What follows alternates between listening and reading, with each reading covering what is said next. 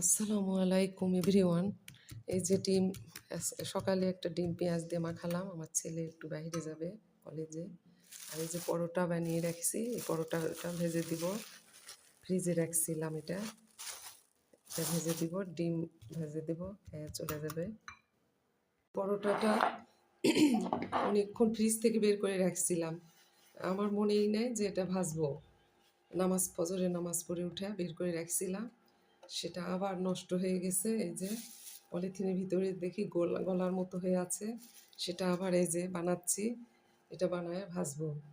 এই যে এখন পরোটাটা ভাজবো, বানালাম আবার কষ্ট করে, ফ্রিজে কালকে বানিয়ে রাখছিলাম, তো অনেকক্ষণ হয়ে গেছে, তো বরফটা মানে ছিঁড়ে যে পানি হয়ে গেছে, পলিথিনে লেগে গেছে, এই জন্য আবার বানালাম একটু ভুলের জন্য। এখন তেল দিব,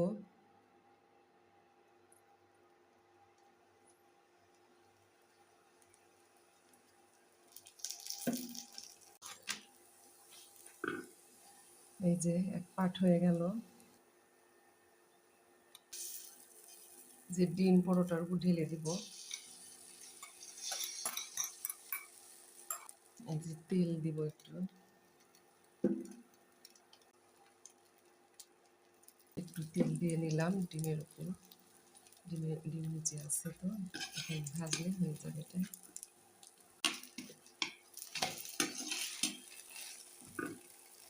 এই যে পরোটা ভাজা এখন শেষ, তুলে নিব।